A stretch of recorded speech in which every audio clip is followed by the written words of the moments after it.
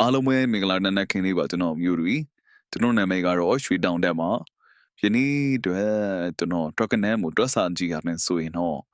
အရင်ဘက်တော့ချာနေညနေကရှင်းနေပိတ်ထားတာရဲ့ညီကူဖြစ်တာရဲ့အတွက်ကြောင့်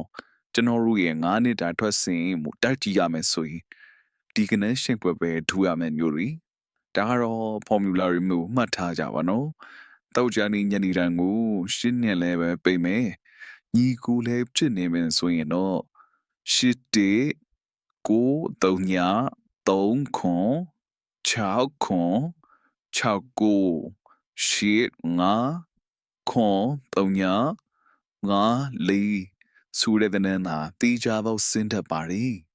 ဒါကတော့ကျွန်တော်ရှာဖွေတွေ့ရှိမှုလေးတစ်ခုပေါ့ဈေးဘူးရရှိရန်ထိုးချင်တဲ့သူတွေဆိုရင်တော့တီခွန်3ကိုရှစ်တေ63ကိုရန်ထားနိုင်ပြီလို့အရင်ဘက်တွေမှာကျွန်တော်တို့9ခါဒီစက်တက်ကြခဲ့တဲ့အတွက်ပတ်သီးအနေနဲ့နှစ်ခွန်ဆိုပြီးစဉ်းတတ်ပါတယ်ကြီးမာကတော့4ကို5ဆိုပြီးတော့ရှိတတ်ပါတယ်မျိုးတွေတူရီရဲ့ formula တွေဘာထွက်ပြီးရင်ဘာထွက်တတ်တယ်ဘာထွက်ရချင်းကြောင့်ဘာခဏန်းထွက်တယ်ဆိုတာကိုကျွန်တော်ကနေ့စဉ်တင်ပြီးသွားပါမလို့ကျွန်တော်ရဲ့အကောင့်လေးကို follow မလုပ်ရသေးရင် follow လုပ်ခဲ့တာပါအောင်ဗျ